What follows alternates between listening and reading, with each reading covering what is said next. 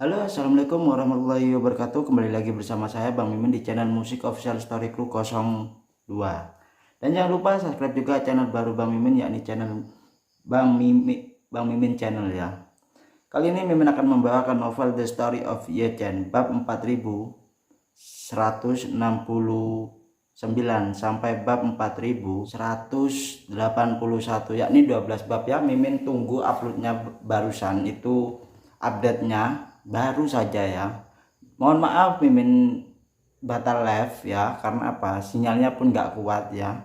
Langsung saja ke ceritanya. Sebelum itu jangan lupa like, komen, dan subscribe ya channel Mimin keduanya ya. Bab 4169. Guoli mengambil uang tunai yang dilemparkan oleh Ye Chen. Dia sangatlah gembira dan segera pergi untuk menggantinya dengan satu set chip yang tergesa-gesa.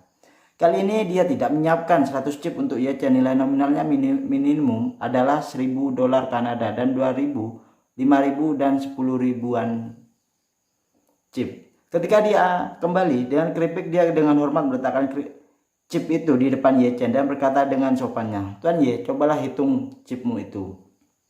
"Tidak perlu." Ye Chen bahkan tidak repot-repot melihatnya, jadi dia mengeluarkan keping 10.000 dolar Kanada dan melemparkannya kepadanya dan berkata dengan ringan, "Ini untukmu, tips." "Oh, terima kasih Tuan, terima kasih. Anda sangatlah murah hati." Guoli tersanjung dan mengambil dan berterima kasih banyak padanya, dan hatinya sudahlah bahagia. Ye Chen mengabaikannya dan mengeluarkan 10.000 chip lagi di atas meja dan mengetuk meja dan berkata kepada dealer, "Ayo, bagikan kartuku." Dealer itu mengangguk dan melirik Guoli yang sudut matanya melihat lengan Guoli, melingkar lengannya dan tangan kanannya mencengkram lengan kiri atas. Dia tahu bahwa Guoli ingin Ye Chen kalah lagi, jadi dia segera pindah dan kakinya lagi saatnya mengocok kartu. Guoli saat ini telah menjadi konduktor dari seluruh permainan judi saat ini. Jika dia ingin Ye Chen menang, Ye Chen bisa menang. Jika dia ingin Ye Chen kalah, ya Ye Chen bisa pasti kalah.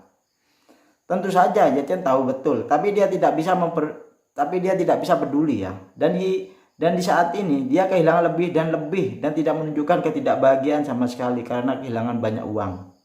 Guoli melihat bahwa Ye Chen akan kehilangan 300.000 dolar Kanada dan wajahnya masihlah tidak berubah. Dia tahu bahwa Ye Chen memanglah seorang master tanpa kekurangan uang. Jika itu adalah orang biasa, dia akan berkeringat dan gelisah setelah kehilangan begitu banyak uang.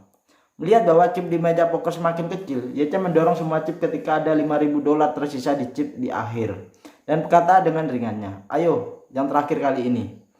Dealer mengangguk. Guoli mengintip dan melihat bahwa Guoli masih meraih lengan kanannya dengan tangan kirinya. Kali ini dia tahu bahwa Ye Chen masih akan kalah dalam permainan ini. Jadi dia memberi Ye Chen sedikit kartu.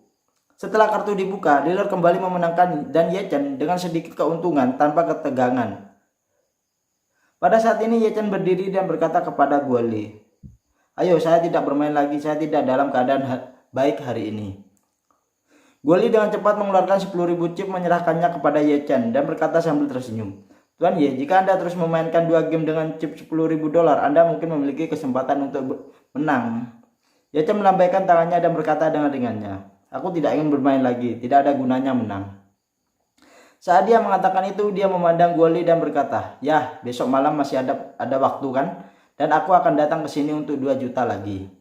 Mendengar ini, Guoli sangatlah bersemangat sehingga dia hampir tidak bisa menutup mulutnya dan berkata dengan cepatnya, "Karena Tuan Ye masih ingin bermain untuk besok, aku sendiri akan menjemput Tuan Ye di rumah Chauvin besok." Ye Chen mengangguk dan berkata dengan acuh tak acuhnya, "Saya masih mengendarai Rolls Royce itu. Saya tidak terbiasa dengan mobil lain." Dia ingin mengendarai Rolls Royce ya, Ye Chen ya. "Itu pasti Tuan." Guoli tersenyum tanpa berpikir, "Besok malam aku pasti akan mengatur semuanya untukmu." "Oke, baiklah." Ye Chen merenggangkan dan berkata kepada Liu Chauvin dan Claudia, "Jangan ikut denganku besok malam. Lingkungan di tempat ini sangatlah buruk. Ventilasinya tidaklah terlalu bagus. Berasap benar. Kamu tidak akan baik-baik di sini untuk kesehatanmu." Claudia benar-benar bingung. Dia tidak mengerti mengapa Ye Chen tidak membawa dirinya dan Li Chauvin besok. Jika dia tidak membawa mereka berdua, Bagaimana jika Lee Chauvin dalam bahaya untuk besok? Namun dia tidak bisa bertanya langsung, jadi dia tidak punya pilihan selain mengangguk dan patuh terhadap Ye Chen. Lee Chauvin juga merasa bahwa tempat ini sangatlah menarik dan menyakitkan melihat Ye Chen kehilangan banyak uang itu. Dia ingin membujuk Ye Chen untuk tidak datang besok, tetapi setelah memikirkannya, sepertinya Ye Chen sengaja datang untuk kehilangan uang hari ini. Jadi dia tidak tahu rutinitas apa yang direncanakan oleh Ye Chen. Jadi dia tidak punya pilihan selain mengangguk suka, dan Claudia akan berjanji. Segera Ye Chen menginstruksikan Guo Li untuk mengantarkan pulang ke tempat Lee Chauvin lagi. Guo Li berkata dengan cepatnya dan patuhnya, "Tuan Ye, silakan datang lagi ke sini besok." Setelah meninggalkan kasino Guo Li mengendarai Rolls Royce-nya dan mengirim ketiganya kembali ke rumah Lee Chauvin. Karena Ye Chen kehilangan uang terlalu cepat, hanya 2 jam setelah mereka bertiga keluar, sebelum turun dari mobil, Guo Li dengan hormat berkata kepada Ye Chen, "Tuan Ye, istirahatlah dengan baik malam ini dan saya akan menjemputmu besok malam." Setelah berbicara, dia buru-buru bertanya, "Ngomong-ngomong Tuan Ye tidak nyaman meninggalkan informasi kontak. Saya akan menghubungi Anda terlebih dahulu untuk besok malam." "Tidak perlu," Ye Chen berkata dengan santainya. "Hubungi saja Claudia secara langsung ketika saatnya tiba." Guo Li mengangguk dan berkata ringannya, "Kalau begitu aku akan langsung menghubungi Claudia untuk besok malam." Ye Chen bersenandung dan mendorong pintu keluar dari mobil dan memasuki villa bersama kedua gadis itu, yakni Xiao Chauvin dan Claudia. Guo Li menyaksikan Ye Chen masuk dengan senyum puas di wajahnya dan menghela nafas pada dirinya sendiri. Ini adalah dewa kekayaan yang sebenarnya. 300.000 dolar Kanada hanya berjalan 2 jam. Dan untuk besok 2 juta. Jika dia memiliki gelombang metalitas lain, katakan mungkin besok akan membuatnya kehilangan lebih banyak lagi. Memikirkan hal ini, dia segera mengeluarkan ponselnya dan menemukan telepon dan memanggilnya. Setelah panggilan dilakukan, dia membuka mulutnya dan memerintahkan pelan-pelan pada Lee Chauvin hari ini. Pihak lain buru-buru bertanya, "Tuan Guo, kapan kita akan mengeksekusi?" Guo Li berkata, "Jangan khawatir tentang itu, bersiaplah kapan saja. Jika waktunya tepat, bicarakanlah besok malam." Kembali ke rumah Bibi Li tidak memiliki keraguan tentang mereka bertiga. Dia sudah mengemasi kamar tamu untuk Ye Chen di lantai 2 yang berada di sebelah Claudia di seberang Lee Chauvin. Setiap kamar tidur di rumah ini memiliki kamar mandi sendiri, jadi relatiflah nyaman bagi Ye Chen sebagai pria besar untuk tinggal di sini. Setelah kembali ke kamar, Ye Chen mengirim Xiao Churan sebuah video.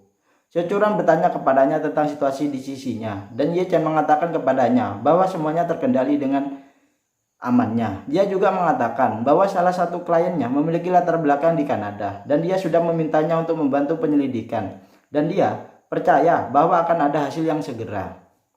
Setelah menyelesaikan panggilan video call dengan Xiao Churan, pintu Ye Chen diketuk dengan lembutnya. Ye Chen berkata, "Masuk."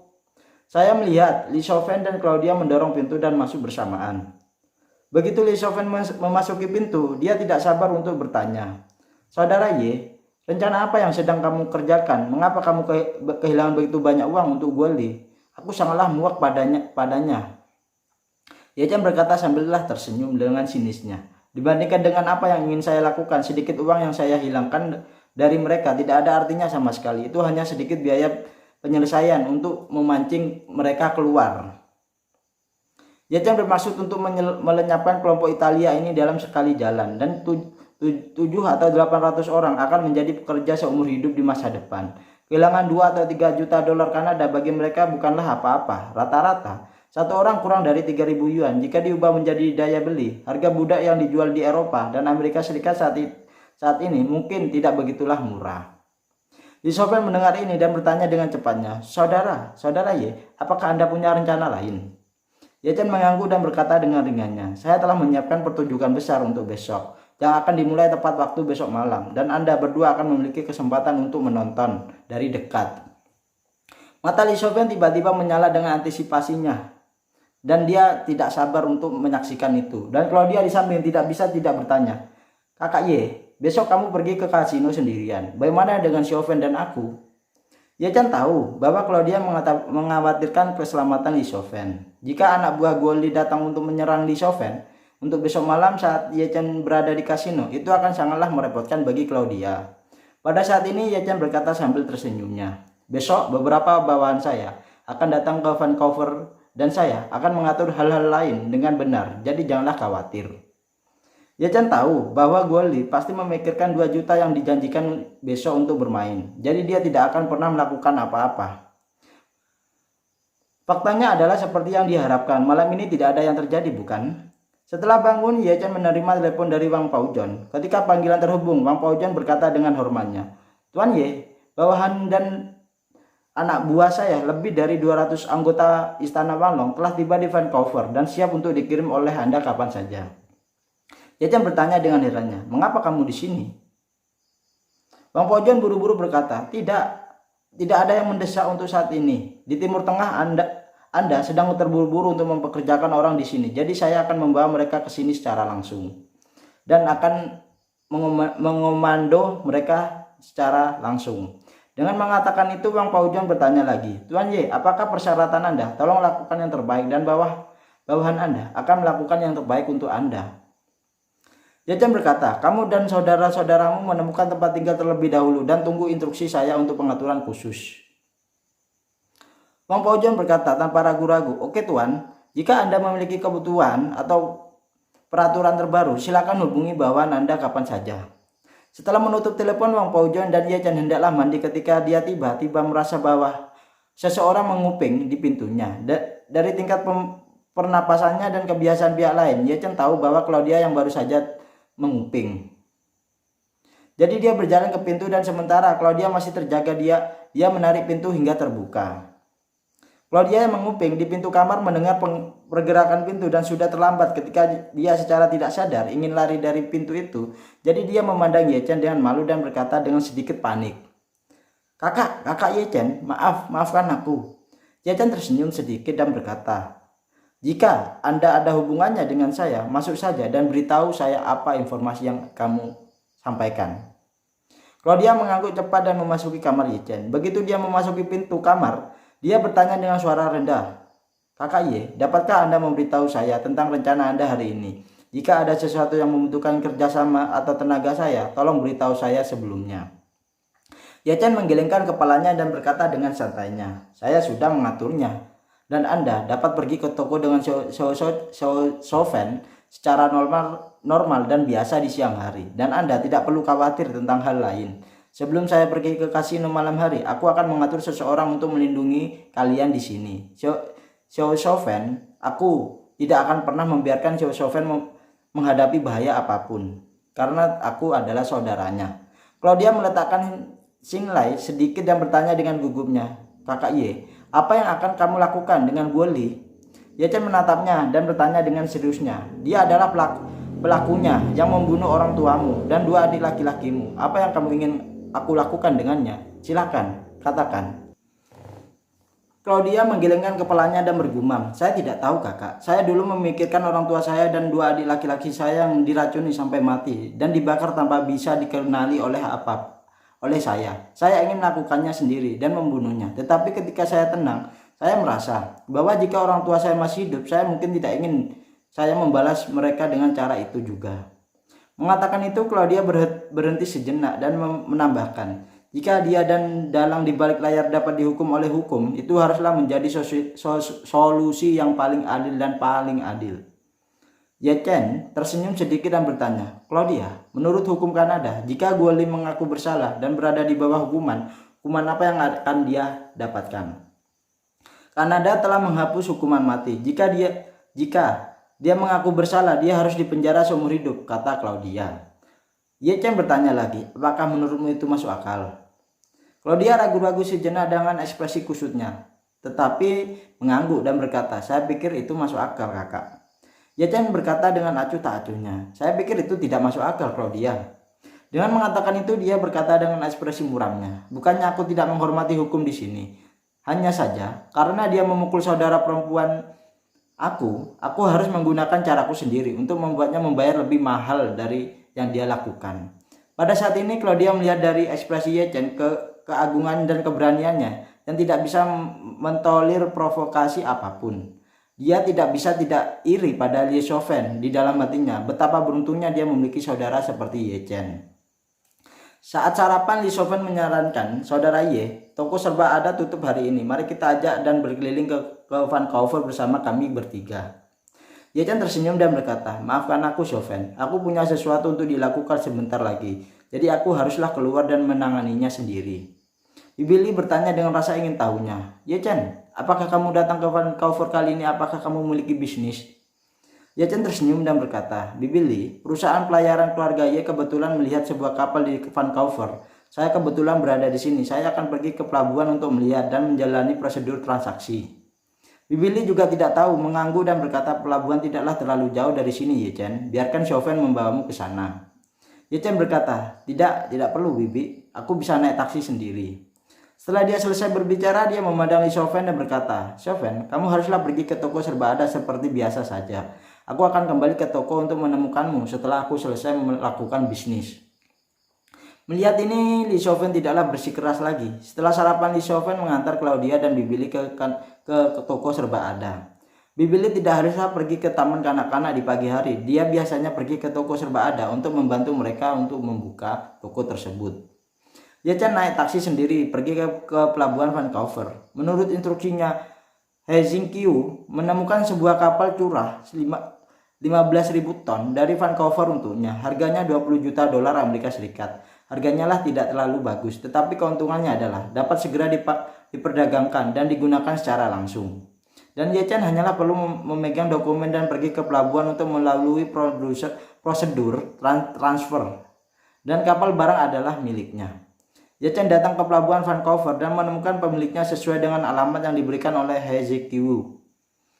Pemiliknya membawanya untuk mengunjungi kapal barang yang berlabuh di pelabuhan. Meskipun kapal barang berbobot 15.000 ton, itu hanyalah adik laki-laki di lapangan barang. Orang besi ini memanglah cukup besar dalam hal perpindahan, beberapa ribu diisi di dalamnya, dan orang-orang tidaklah peduli sama sekali. Jadi, Ye Chen menandatangani perjanjian transfer kapal dengan pihak lain langsung di kapal. Dan kemudian dia meminta He Jingqiu untuk mentransfer 20 juta dolar Amerika Serikat kepada pemilik kapal tersebut dan membeli kapal barang atas namanya sendiri, yakni Ye Chen. Setelah kesempatan, pemilik kapal dengan hangat mengundang Ye Chen untuk makan siang, tetapi Ye Chen menolak. Dia mengirim pemilik kapal sebelumnya dan kemudian memanggil Wang Paozhong dan memberitahu di mana lokasi kapal dan membawanya. Setengah jam kemudian, Wang Paozhong datang satu demi satu dengan hampir 300 orang. Digeladak, Wang Paozhong memimpin dan berlutut dengan satu lutut ke arah Ye Chen dan berkata dengan hormatnya, "Tuan Ye, bawaan saya Wang Paozhong akan melapor kepada Anda dengan lebih dari 200 anggota Wang Paozhong dari Istana Wanlong. Siap untuk dikirim oleh Anda kapan saja." Lebih dari 200 tentara kuil Wanlong di belakangnya juga berlutut dengan satu lutut dan berteriak bersamaan dengan Wang Paozhong, mengungkapkan ketulusan mereka. Untuk Ye Chen, Istana Wanlong semua menolak untuk menerimanya. Bahkan para prajurit Istana Wanlong yang tidak pergi ke Gunung Yanling pada awalnya tahu bahwa Ye Chen sangatlah kuat. Dia membunuh dua raja perang Istana Wanlong dengan 2 pukulan dan kekuatannya sangatlah kuat sehingga Wang Paozhong menyerah tanpa perlawanan. Selain itu, karakter Ye Chen dapat membuat Wang Paozhong meyakinkan dan menjatuhkan dirinya ke tanah. Orang lain tidak akan berani menunjukkan rasa tidak hormat kepadanya. Ye Chen memandang semua orang, sedikit mengangguk dan berkata, "Oke, semuanya bangun. Anda tidak perlu berlutut dan memberi hormat ketika Anda melihat saya nanti." Wang Paozhong berdiri dan berkata dengan hormatnya, "Tuan Ye, apa yang Anda ingin perintahkan untuk bawahan Anda lakukan? Tolong beritahu saya." Ye Chen menatapnya dan berkata, "Paozhong, saya akan memberi Anda 3 tugas dan tidak ada ruang untuk perbedaan dalam 3 tugas ini."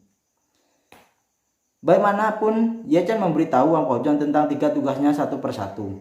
Setelah Wang Paozhong mendengarnya, dia segera berkata dengan tegasnya, "Tuan Ye, yakinlah bawahan Anda pasti akan menyelesaikan tugas dari Anda." Setelah makan malam, Guo Li dengan rajin mengantar Rolls Royce-nya ke pintu rumah Bibi Li dan menunggu Ye Chen.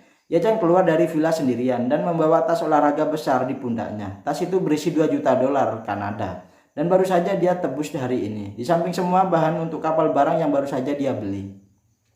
Guo Li melihat Ye Chen dan matanya langsung bersinar dalam cahaya. Dan dengan kecepatan keluar dari mobil untuk membuka pintu kursi belakang Rolls Royce terlebih dahulu untuk Ye Chen. Dan ketika Ye Chen datang kepadanya, dia berkata dengan hormat,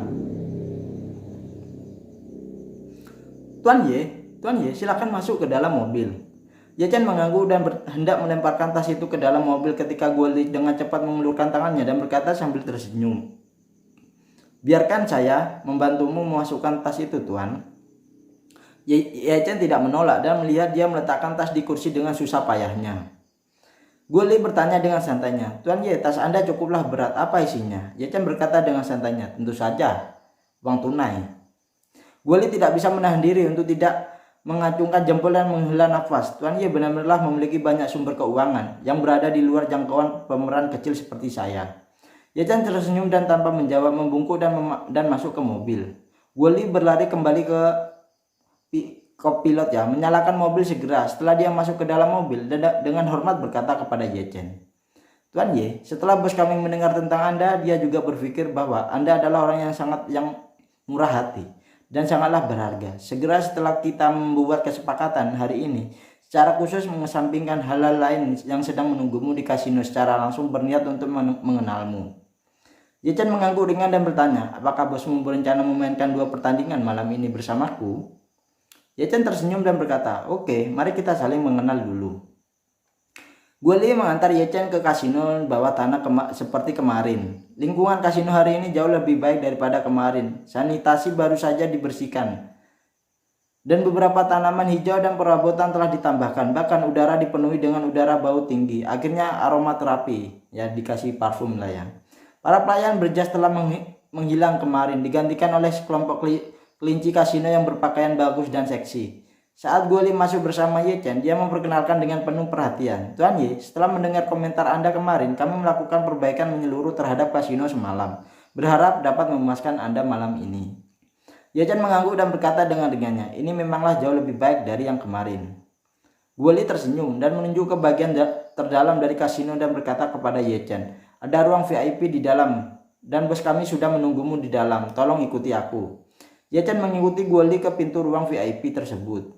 Guoli mengetuk pintu. Tok tok tok tok. Di dalamnya ada sebuah kotak sekitar 20 hingga 30 meter persegi dekorasinya. Kotak itu cukuplah elegan dan ada meja judi yang bisa menampung 10 orang. Duduk di depan meja judi adalah seorang pria kulit putih berjanggut berusia 40-an. Guoli tersenyum dan berkata kepada Ye-chan, "Tuan Ye, ini adalah bos kelompok kami, Tuan Andre Reitz." Setelah itu dia buru-buru berkata kepada Andre, "Bos, ini yang saya katakan kemarin, rekan senegara saya dari Cina, namanya Tuan Ye." Andre berdiri dengan senyum di wajahnya dan kakak laki-laki tertua berkata kepada Ye-chan dengan gaya yang luar biasa, halo Tuan Ye, saya Andre. Anda bisa memanggil saya Andre. Selamat datang ketika Anda datang ke Vancouver. Jika Anda memiliki masalah di Vancouver atau jika Anda memerlukan bantuan dari saya, Anda dapat menghubungi Guoli kapan saja." Ye-chan tersenyum sedikit dan berkata dengan santainya, "Terima kasih atas kebaikan Anda, tetapi saya datang ke Vancouver untuk melakukan sesuatu, dan omong-omong saya memainkan beberapa permainan dengan Anda. Jadi seharusnya tidak ada yang mengganggu Anda, bukan? Atau tidak masalah, bukan?" Setelah mengatakan itu, Ye-chan mengangkat alisnya dan tersenyum dengan santainya. "Tetapi jika Anda memiliki kesempatan untuk pergi ke Huaxia di masa depan, Anda dapat menghubungi saya jika Anda menemukan sesuatu di sana. Dan memahami bahwa saya berbicara tentang seluruh Tiongkok, tidak hanya terbatas pada di kota tertentu. Saya masih sedikit mampu di Cina." Andre merasa sedikitlah kesal ketika mendengar ini. Dia mungkin bisa mengerti apa yang dimaksud Ye-chan. Implikasinya adalah dia memiliki beberapa kemampuan di seluruh Tiongkok, tidak seperti dirinya, tetapi dia memiliki kekuatan di kota seperti Vancouver. Ini menunjukkan bahwa Anda tidak memandang rendah diri sendiri. Jadi intinya segera menjadi sedikit marah Andrenya ya. Sesuai dengan karakter brutalnya, siapapun yang berani berbicara dan memperlakukannya secara langsung haruslah terlebih dahulu meninju kepala babi itu dan kemudian menggunakan catok untuk mematahkan giginya satu persatu. Namun berpikir bahwa Ye-chan adalah dewa kekayaan yang datang untuk memberikan uang. Bahkan jika dia kesal, dia tidaklah akan cocok dengan uang itu. Jadi dia mencibir dan bertanya, "Karena Tuan Ye ingin bermain 2 permainan dengan saya tidak tahu harus berbuat apa untuk bermain atau permainan apa yang kita mainkan." Ye-chan tertawa santainya, "Kamu bisa bermain apapun yang kamu mau, itu hanya permainan, bukan?" Dengan mengatakan itu, dia membuka ranselnya dan membuang 2 juta dolar Kanada tunai di atas meja dan berkata kepada Guoli, "Ayo beri aku semua uang ini untuk chip, jadikan chip ya." Guoli tercengang ketika dia melihat 2 juta uang tunai itu, dan Andre yang ada di sampingnya tidak melebarkan matanya sampai mau lepas. Tidak lama setelah Andre menjadi bos grup Italia ini, dia tidak menghasilkan banyak uang. Rolls Royce yang membawa Ye Chen ke kasino dibeli dengan uang yang diperoleh dari menculik dan menjual gadis-gadis muda, sangatlah tidak bagus. Dan pendapatannya tidaklah stabil, jadi dia belum pernah melihat uang dan jutaan menumpuk. Sekarang Ye Chen mengirim begitu banyak uang, bagaimana mungkin dia tidak bersemangat? Karena transaksi ini tidak memiliki biaya selama dia memainkan permainan dan memakan uang dari Ye Chen, dia dapat mengambil 90% dari ketika dia pulang. Jadi Andre langsung bersemangat dan tidaklah bahagia, barusan ditekan olehnya untuk sementara waktu, dan dia berkata kepada Ye Chen sambil tersenyum.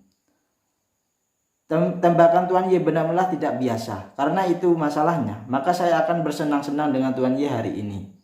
Kemudian dia berkata kepada Guoli, cepat dan ganti chipnya dan lalu undang dealernya.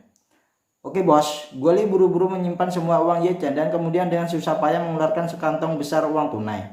Segera dia mengatur untuk 2 gadis kelinci yang masing-masing berjalan dengan piring-piring besar penuh chip punya Ye Chen. Kedua gadis kelinci masing-masing datang ke sisi Ye Chen dan Andre dengan chip mereka. Gadis kelinci ini di samping Ye Chen terus menggaruk kepalanya dan membuat gerakan dan berkata kepada Ye Chen dengan suara mati rasa, Tuan, ini 2 juta chip Anda, tolong periksa. Ye Chen melambaikan tangannya. Bukankah itu 1,98 juta, apalagi yang harus diperiksa? Gadis kecil itu berkata dengan panik, Tuan, janganlah salah paham, ini 2 juta chip penuh, bukan 1,98 juta. Jika Anda tidak yakin, Anda dapat memesannya sendiri. Ye Chen tersenyum mengambil 2 keping 10.000 yuan dan melemparkannya ke gadis kelinci dan berkata dengan ringan, lihatlah, bukankah itu 1,898 juta sekarang kan? Gadis kecil tidaklah pernah bermimpi bahwa Ye Chen akan sangatlah menghargainya dan memberi tips. Dia terkejut dan senang memegang 2 keping itu di tangannya dan bertanya dengan penuh semangatnya, Tuan, dia masih tidaklah percaya bahwa Ye Chen akan memberinya 20.000 yuan chip. Anda tahu, menurut aturan kasino, chip adalah mata uang yang dikeluarkan oleh kasino yang dapat ditukar dengan uang tunai kapan saja di kasino. Selama dia keluar dari pintu ini, dia dapat segera menukar 2 potong plastik ini dengan 20.000 dolar Kanada. Dia tidak percaya bahwa seseorang akan bertindak begitu murah hati terhadapnya. Pada saat ini Ye Chen dan berkata dengan senyum di wajahnya, jangan khawatir, ambillah itu tips untukmu. Setelah itu, dia sengaja melirik gadis kelinci itu dan lain berdiri di belakang Andre. Melihat ekspresi iri-iri dan bencinya, Ye Chen tersenyum sedikit dan berkata kepada gadis kelinci di samping Andre, saya memiliki kebiasaan untuk tidak membiarkan siapapun melayani saya secara gratis. Anda tinggal di sini malam ini. Jika saya terlambat untuk memenangkan uang dan keuntungan Anda sangatlah diperlakukan. Ketika gadis itu mendengar ini, dia secara alami membungkuk dengan penuh terima kasih dan terus berkata, Tuan, terima kasih Tuan. Gadis kelinci itu di belakang Andre menjadi gila karena iri pada saat ini. Jadi dia memandang Andre tanpa sadar dan berharap dia juga akan mengungkapkan sesuatu. Tapi ketidakpuasan Andre dengan Ye Chen juga menumpuk saat ini. Dia tidak pernah membayangkan bahwa Ye Chen akan membuat masalah besar. Bahkan jika gadis kelinci seperti ini dibawa kembali untuk menikmati 1 malam, itu tidak akan dikenakan biaya 2.000 dolar Kanada. Ye Chen akan memberi tip 20.000 dolar Kanada dengan jentikan tangannya. Bukankah uang benar-benar tidak jadi masalah untuk Ye Chen? Selain itu, yang lebih menyedihkan baginya adalah bahwa setelah Ye Chen memberikan uang, wajahnya agak bermasalah. Dia juga ragu-ragu di dalam hatinya, haruskah dia juga memberi garis kelinci di sampingnya 20.000 dolar Kanada saat ini? Jika diberikan, dia tidak akan menanggungnya. Jika dia tidak memberikannya, dia merasa bahwa jika dia tinggal di ruangan ini, dia akan menundukkan kepalanya dari Ye Chen. Setelah memikirkannya, sebuah ide cemerlang muncul di benaknya. Jadi dia juga mau mengeluarkan chip 20.000 dolar Kanada dan menyerahkannya kepada gadis kelinci di sebelahnya.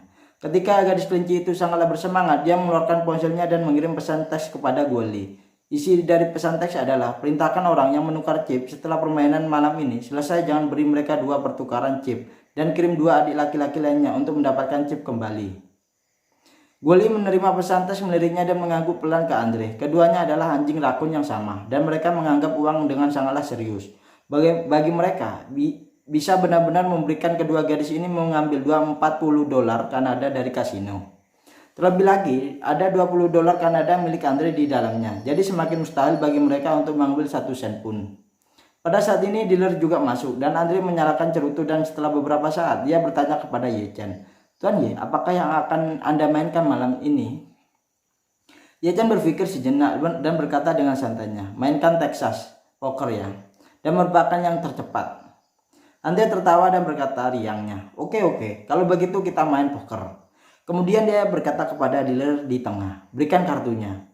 Goli buru-buru berkata kepadanya, "Bos, Tuan Ye, selamat bersenang-senang. Saya akan keluar dulu dan memberi saya instruksi kapan saja." Bagaimanapun Goli berbalik dan meninggalkan ruangan. Hanya Ye Chen dan Andre yang tersisa, serta dealer dan kedua gadis kelinci di samping mereka berdua.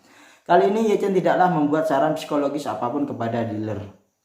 Dia berencana untuk kehilangan $2 juta Kanada terlebih dahulu, dan kemudian mengambil perahu yang baru saja dia beli. Dalam permainan poker yang benar-benarlah tidak adil, ini keberuntungan kartu Ye Chen, dan Andre hanyalah bertepuk sebelah tangan. Kurang dari 1 jam kemudian, dengan hampir $2 juta Kanada dalam bentuk chip, Ye Chen hanyalah kehilangan setengahnya. Ekspresi Andre menjadi semakin bersemangat. Malam ini adalah waktu tercepat untuk menghasilkan uang dalam hidupnya. Kecepatannya menghasilkan $1 juta Kanada per jam. Semacam ini membuatnya merasa seperti peri. Pada saat ini salah satu bawahan Goli menemukannya dan berbisik di telinganya, "Tuan Go, kami telah menangkap beberapa mangsa lain dan sedang menunggu pengiriman ke laut lepas besok. Pelabuhan Lichoven dari Chinatown, apakah kamu masih melakukannya malam ini?" Goli menyentuh dagunya dan mulai berpikir dalam hatinya. Dia diam-diam berkata, karena Ye Chen bermargai dan meninggalkan Kanada besok, Lichoven tidaklah perlu terus menyeret. Selanjutnya saya akan mengambil tindakan pada Lichoven malam ini. Setelah saya berhasil, saya akan mengirimnya langsung ke pelabuhan. Itu dapat dikirim ke laut lepas sebelum fajar. Jika tidak, aku akan memakan waktu seminggu lagi. Memikirkan hal ini, Goli segera berbisik, "Malam ini mulailah seperti direncanakan kemarin. Anda harus melakukannya dengan rapi dan mengirimnya langsung ke pelabuhan setelah Anda berhasil." "Oke, bos." Dia lain segera berkata, "Jangan khawatir, bos. Saya akan melakukan pekerjaan dengan baik malam ini." Goli mengangguk puas dan mau tidak mau dan berpikir, malam ini Ye Chen pertama akan kehilangan 2 juta, dan jika Lichoven dapat diculik untuk pelelangan, mungkin dia akan mendapatkan 1 atau 2 juta kembali di tangannya, setidaknya 3 atau 4 juta, dan aku akan bisa mengendarai Rolls Royce punyaku sendiri. Begitu dia memikirkan hal ini, senyuman gembira dan bersemangat muncul di wajahnya, dan dia bergumam pada dirinya sendiri, "Itu semua omong kosong yang mengatakan bahwa orang tidaklah bisa kaya tanpa rezeki nomplok dan kuda tidak bisa gemuk tanpa makan malam. Apakah kata mereka benar-benarlah masuk akal? Setelah keluarga Claudia terbunuh, bagaimana saya bisa sampai ke titik ini dalam hidup saya? Jika saya dapat mengumpulkan sedikit kekuatan pribadi dalam kelompok dalam beberapa tahun, maka saya akan menemukan kesempatan untuk membunuh si brengsek Andre itu." Baru saja dia puas, dia tiba-tiba mendengar Andre berteriak dari dalam, "Tuan Ye, Anda kehilangan semua chip Anda. Apa yang Anda akan gunakan untuk bermain dengan saya?" Mendengar ini, Goli tidak bisa membantu, tetapi diam-diam berkata, saya akan pergi." Setelah berbicara, dia mendorong pintu ke kamar dan bertanya dengan prihatin, "Tuan Ye, ada apa denganmu?" Ekspresi Andre telah berubah dari pujian dan kesopanan kepada Ye Chen. Sekarang dia memasang wajah kanibal dan tidak bisa bersamar dan berkata dengan dinginnya, "Tuan Ye, ini telah kehilangan semua chipnya. Jika Anda tidak bisa mendapatkan uang, maka pertandingan malam ini akan berakhir lebih awal." Ekspresi Ye Chen saat ini tidaklah senang sebelumnya, seolah-olah dia telah kehilangan 2 juta begitu cepat dan yang mengejutkannya. Segera setelah itu, Ye Chen bertanya kepadanya, "Beri aku rekening bank dan aku akan mengatur seseorang untuk melakukan pembayaran sekarang dan kemudian menukar 2 juta chip itu." Andre mencibir dan berkata, "Tuan Ye, kasino bawah tanah mana yang Anda lihat berani menggunakan rekening bank untuk mengumpulkan uang dengan penghasilan besar? Layanan pendapatan internal Kanada mencari saya untuk mengumpulkan pajak, jadi kami hanya menerima uang tunai di sini." Mendengar ini, Ye Chen ragu-ragu sejenak dan mengucapkan kata-kata yang akan diucapkan kebanyakan penjudi ketika mereka kelelahan. "Bisakah Anda meminjamkan saya uang tunai atau hanya meminjamkan saya beberapa chip?" "Pinjam?" Andre bertanya dengan penuh minat. "Saya tidak tahu berapa banyak yang akan Anda pinjam, Tuan Ye." Ye Chen mengelurkan dua jarinya dan berkata dengan sedikit marah, "Saya ingin meminjam 2 juta." 2 juta? Andre mencibir dengan sinisnya dan berkata, "Tuan Ye, pertama kali saya bertemu Anda harus meminta saya untuk meminjam uang, dan itu 2 juta segera setelah Anda berbicara. Bukankah itu tidak tulus? Saya meminjamkan uang kepada Anda. Anda dapat membaca buku, tetapi jika Anda kehilangan uang yang saya pinjamkan kepada Anda, apakah Anda bisa membalikannya?"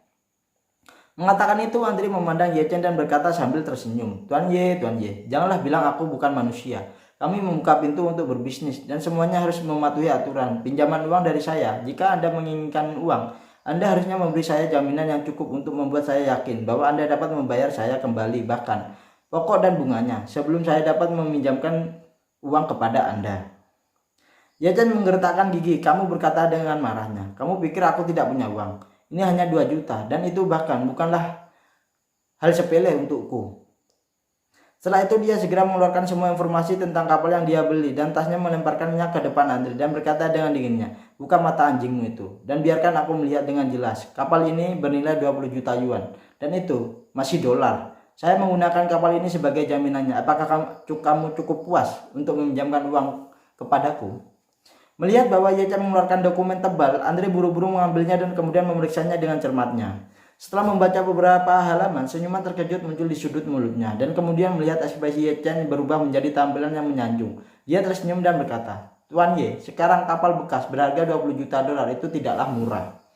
Ye Chen berkata dengannya, hanya 15 ton itu, 15.000 ton, bukan apa-apa. Setelah itu Ye Chen bertanya dengan tidak sabarnya, "Berhentilah berbicara omong kosong. Berapa nilai kapal ini? Anda dapat memberi saya nomornya." Pikiran Andre bergerak saat ini. Kelompoknya seringlah melalui laut dan mengangkut beberapa barang selundupan masuk dan keluar dari Kanada.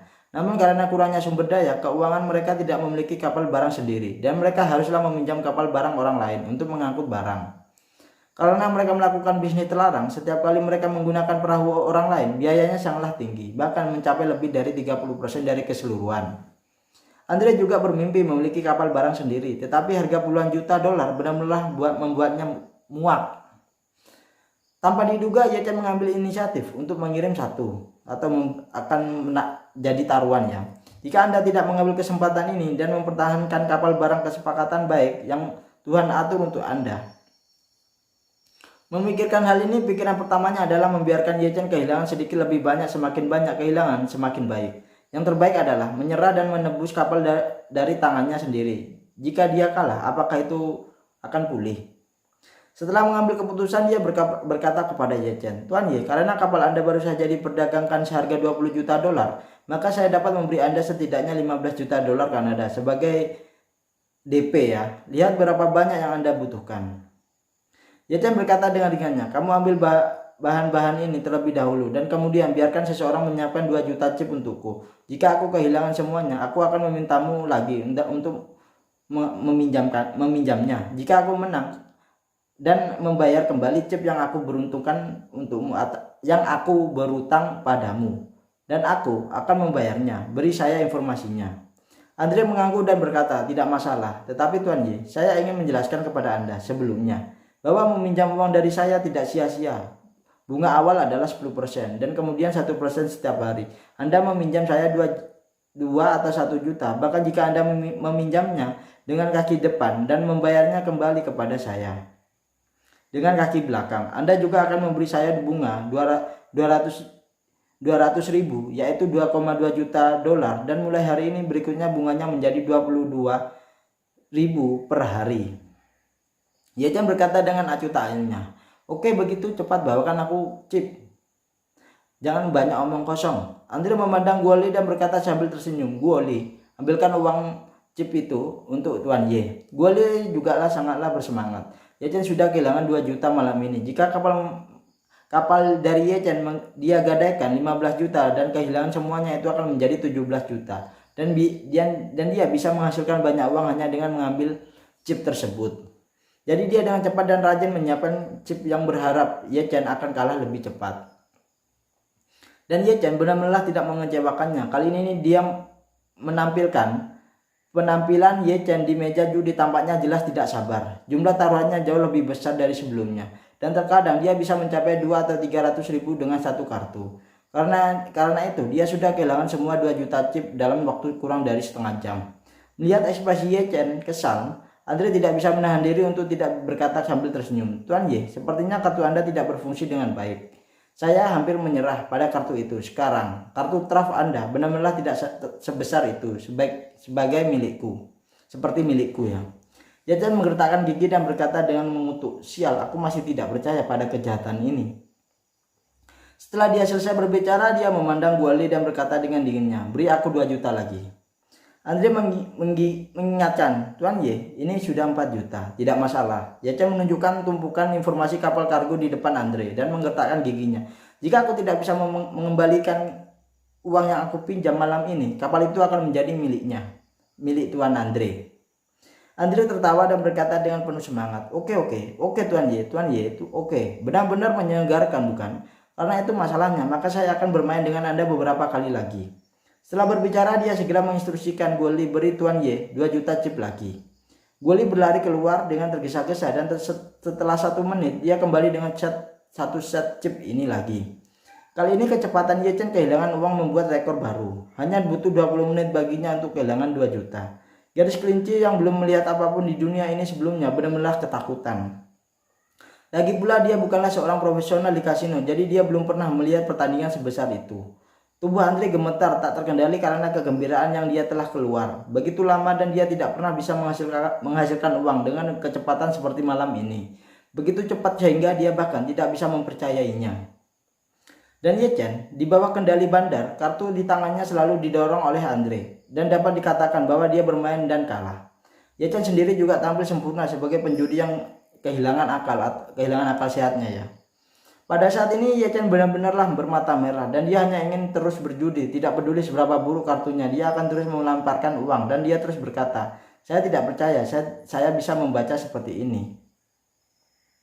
Segera dia kehilangan 14 juta chip. Ketika dia tidak punya chip lagi, dia tidak menunggu Andre berbicara dan segera berkata kepada Guoli, "Pergi beri aku 2 juta lagi." Adrian berkata sambil tersenyum, "Saat ini Tuan Ye, Anda sudah berhutang kepada kami 14 juta dolar. Saat ini mengatakan, dia mengambil tumpukan dokumen dan berkata dengan ringannya, Kamu adalah kapal tetapi aku hanya bisa mendapatkan 15 juta di sini dan sekarang kamu memiliki batas paling banyak 1 juta. Ye Chen berkata dengan tidak sabarnya, "Kalau begitu cepat bawakan aku 1 juta chip lagi. Aku harus kembali malam ini atau memenangkannya." Andre tersenyum dan berkata, "Tentu saja tidak masalah memiliki chip 1 juta, tetapi saya ingin mengingatkan Anda Tuan. Jika Anda kehilangan semua 1 juta, Anda tidak akan mendapatkan apa-apa." Ye Chen berkata dengan dinginnya, "Berhentilah berbicara omong kosong. Aku pasti akan menang cepat dan dapatkan chipnya." Andre mengangguk, "Oke, jika itu masalahnya maka saya akan memberi Anda 1 juta lagi." Tanpa mengucapkan sepatah kata pun, Guoli segera mengambil 1 juta chip lagi dan menyerahkannya kepada Ye Chen. Kali ini Ye Chen tampaknya sedikit tidak sabar juga. Dia menangkap tangan dan terlihatlah bagus dan mempertaruhkan semua 1 juta ke dalam taruhan itu. Pada akhirnya tanpa ragu-ragu Andre menang lagi. Pada saat ini Andre berdiri mengambil dokumen dan berkata kepada Ye Chen, "Tuan Ye, Anda kehilangan 15 juta dan sekarang hanya ada 2 pilihan, transfer kapal ke saya atau Anda membayar saya 16,5 juta dengan bunga. Dan jika lewat besok malam bunga akan meningkat 165.000 setiap hari, yang mana Anda dapat rencanakan untuk memilih." Ye Chen menghela nafas lega seolah-olah dia bersedia mengakui kekalahannya dan berkata dengan dengannya, "Aku akan memilih yang pertama, kapal ini milikmu." Andre mengangguk puas dan berkata sambil tersenyum, "Dalam hal ini saya akan meminta pengacara untuk menyiapkan kontrak nanti. Setelah menandatangani kontrak itu, Tuan Ye akan tinggal di sini selama satu malam.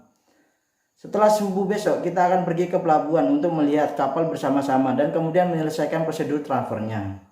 Ye Chen melihat waktu itu sudah jam 12 waktu setempat. Jadi dia membuka mulutnya berkata, "Kapal ini akan berlayar kembali ke Cina pada pukul 2 pagi. Jika Anda menginginkan kapal ini, yaitu yang terbaik adalah sekarang. Pergi saja dan hentikan." Apa? Ketika Andre mendengar kata-kata Ye Chen, dia berdiri dengan tergesa-gesa dan berkata, "Apakah kamu yakin itu akan kembali ke Cina di pagi hari?" Ye Chen berkata, "Saya datang untuk membeli kapal itu untuk membawanya kembali ke Cina. Saya tidak bisa begitu saja membelinya dan meninggalkannya di dermaga Vancouver, bukan?" Setelah mengatakan itu, Ye Chen berkata dengan santainya, apakah Anda ingin saya menelpon dan memberitahu kapten untuk memberikan dia tidak berlayar untuk saat ini? Beraninya Andre membiarkan Ye Chen menelpon saat ini. Jika Ye Chen membuat panggilan telepon dan menerima panggilan pihak lain untuk memanggil polisi, akan sulit baginya untuk berurusan dengan pembunuh babi ini.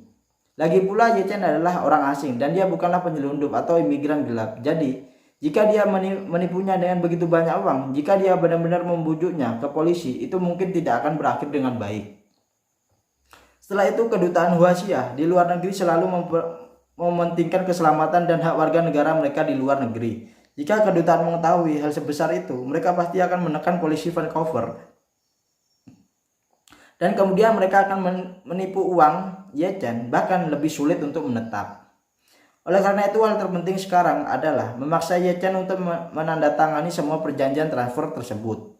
Dan dengan jelasnya, sementara masalah ini masih di luar kendalinya. Selama Anda telah memperoleh file hak milik yang wajar dan sah, sulit bagi polisi untuk memecahkan masalah ini. Jadi prioritas utama sekarang adalah menjaga kapal terlebih dahulu, kemudian dia memaksa Ye Chen untuk menandatangani semua file tersebut.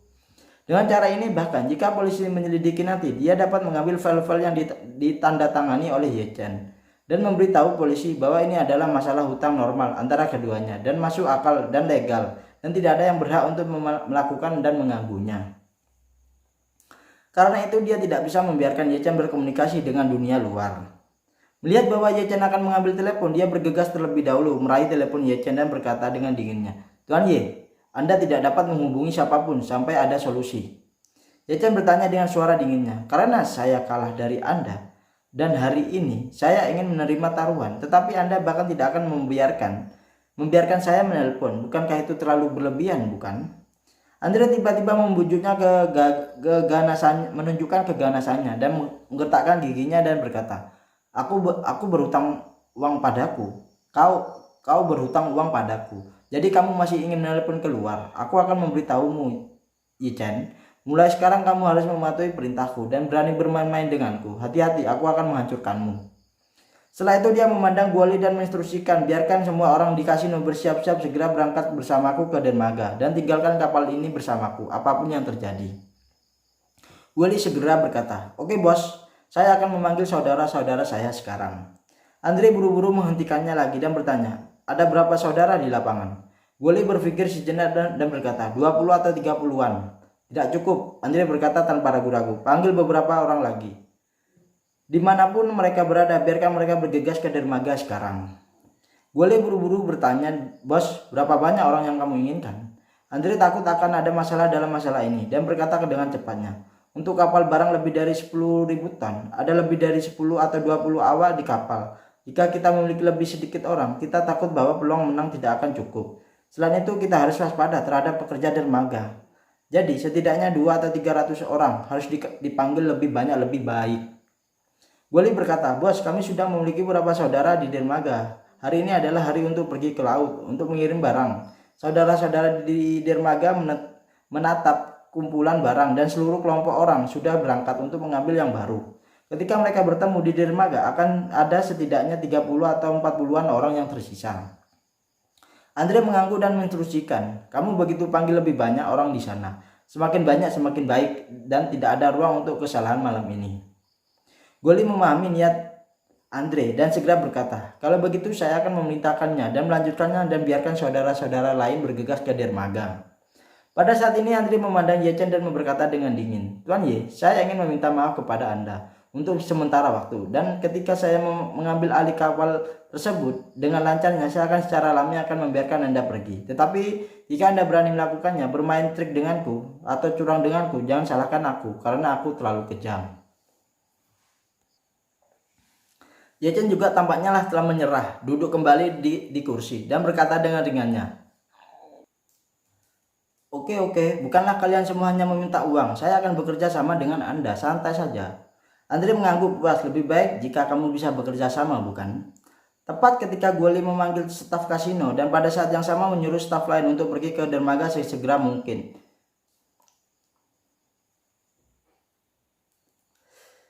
4 sedan sudah tiba di pintu rumah Bibilli. Anda lebih dari selusin orang bertopeng di tempat mobil. Semuanya adalah anggota kelompok Italia itu. Selain mereka, di bagasi ada 2 wanita muda yang tidak sadar diri dan disumpal dan ditutup matanya. Mereka juga menjadi sasaran kelompok Italia kali ini. Dan Lisoven adalah yang terakhir malam ini. Menurut rencana, selama mereka mendapatkan Lisoven di tangan mereka, mereka akan segera mengendarai mobil ke dermaga. Dan setelah bertemu yang lain di dermaga, mereka akan mengirim semua wanita yang mereka culik kali ini ke kapal dan langsung menuju ke laut lepas. Pada saat ini jendela kopilot mobil yang ditumpangi diturunkan dan seorang pria bertopeng mengambil senter ungu khusus dan mengambil foto di pintu rumah Bibilli. Benar saja, di pilar di samping pintu dia melihat senter khusus kelompoknya sendiri, mark atau tanda ya. Jadi dia menutup jendela dan berkata di walkie-talkie, "Sam, kamu berkendara ke pintu belakang. Kita akan masuk pada waktu yang sama dan kita akan segera bertarung." Sebuah suara datang dari walkie-talkie. "Oke, saya mengerti. Saya akan bergerak." Kemudian 2 mobil di belakang tiba-tiba berbalik dan berputar ke belakang rumah Bibilli. Pria itu berkata di walkie-talkie, "Saudara-saudara kami memiliki total 12 orang saat ini. Sam, 6 dari Anda bertanggung jawab atas lantai pertama. Dan 6 dari kami bertanggung jawab atas lantai 2. Suara Sam terdengar lagi melalui walkie-talkie. "Oke, serahkan saja padaku di lantai pertama." Pria memimpin melanjutkan, "Setelah kita memasuki villa, Sam, Anda akan mengirim 2 orang untuk menjaga pintu di depan. Dan 2 orang untuk menjaga pintu di belakang. Dan 2 orang lainnya akan memeriksa semua kamar di lantai pertama. Jika ada seorang yang digunakan anestesi senjata. 6 orang yang tersisa bertanggung jawab atas lantai 2. 2 orang menjaga tangga dan 3 lainnya. Dan saya akan pergi ke semua kamar di lantai 2. Dan semua 2 arah. Turunkan semua orang terlebih dahulu. Dan kemudian temukan target kita. Orang dan bawa pergi. Kita harus membuat keputusan cepat dan mencoba menyelesaikan dalam 90 detik. Segera setelah itu, total 12 pria bertopeng turun dari 4 mobil di pintu depan dan belakang. Beberapa bersenjata api. Beberapa dengan tongkat dan alat anestesi dan diam-diam mendekati villa Bibilli.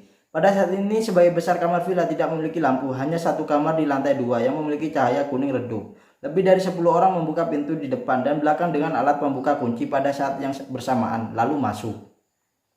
Pembagian kerja mereka sangatlah jelas dan masing-masing juga sangatlah mematuhi perannya. 6 orang menguasai lantai 1, 6 orang lainnya tidak berhenti dan langsung menuju ke lantai 2. Tetapi ketika mereka mengira mereka mengendalikan segalanya, 6 orang di lantai pertama tiba-tiba dikendalikan oleh bayangan hitam dan muncul entah dari mana. Ke-6 orang itu nyaris tidak mengeluarkan suara dan mereka semua tenang. Dan 6 orang yang bergegas ke lantai 2 tidak juga bisa melepas dari nasib buruk mereka. 2 orang yang tertinggal di belakang untuk menjaga tangga baru saja berhenti di pintu masuk tangga dan langsung terbanting ke belakang kepala dan langsung jatuh koma. 4 lainnya tidak mengetahui situasi di belakang. Mereka berempat dibagi menjadi 2 tim dan mulai mencari kamar di lantai 2 satu persatu. Yang mengejutkan mereka adalah beberapa kamar tidur di lantai 2 kosong. Pada saat ini tidak ada seorang pun sama sekali. Pria yang di sampingnya yang dipimpin itu mundur dari ruangan terakhir dan setelah bertemu dengan 2 lainnya dan bertanya dengan suara rendah, "Apakah kamu sudah menemukan targetnya?" Pria itu menggelengkan kepalanya dan berkata, "Saya tidak melihat siapapun." "Aneh ya." Pria pemimpin mengelutkan kening dan berkata, "Mungkin dia ada di ruang bawah tanah. Cepat, ayo kita periksa." Dan turun. Karena itu dia bergegas ke tangga di depan tikungan. Begitu dia mencapai tangga dan melihat 2 bayangan di belakang, dia berkata tanpa sadar, "Berhenti berdiri di sini, pergi ke ruang bawah tanah." Begitu kata-kata itu jatuh, kedua bayangan itu tiba-tiba menyerang. Memimpin itu hanya merasakan bayangan lewat dan dia kehilangan kesadarannya. Segera setelah itu bayangan yang menyentuhnya menyeretnya menuruni tangga. 3 orang di belakang tidak tahu apa yang terjadi di depan villa Bibilli. Mereka mengira rekan satu timnya memimpin sudah turun. Ketika mereka bertiga menuruni tangga dan bergegas ke lantai pertama, mereka melihat beberapa bayangan berdiri di lantai 1 mereka. Mereka mengira mereka milik mereka sendiri atau tim mereka. Dan saat mereka hendak bertanya tentang situasinya, lampu di seluruh lantai pertama tiba-tiba menyala. Mereka bertiga mengetahui bahwa bukan saudara laki-laki mereka yang berdiri di depan mereka, tetapi 7 atau 8 orang misterius berseragam tempur hitam. Adapun 9 saudara laki-laki mereka sekarang berbaring berjajar di lantai ruang tamu yang luas. Nah, itu ya untuk The Story of Ye Chen bab 4169 sampai bab 4181, yakni 12 bab ya. Jadi ya gitulah ya, dimanapun ada Ye Chen, di situ Ye Chen akan berkuasa ya, dan yang melawan Ye Chen akan kena karmanya ya, seperti itulah. Siapa yang menanam dia yang akan menuai. Nah, terima kasih yang sudah menonton. Mohon maaf ya kalau ada keterlambatan upload, dan mohon maaf tadi malam gak bisa upload ya karena gangguan sinyal karena hujan ya. Jadi Mimin ucapkan selamat pagi, selamat siang, dan selamat sore, selamat malam. Salam dari Bang Mimin. Sebelum itu jangan lupa komen, like, share, subscribe juga channel baru Mimin ya, yaitu channelnya namanya Bang Mimin Channel, linknya ada di deskripsi ya. Salam dari Bang Mimin. Wassalamualaikum warahmatullahi wabarakatuh. Wabillahi taufiq wal hidayah. Wassalamualaikum warahmatullahi wabarakatuh. Bye bye. Selamat tidur, selamat bekerja.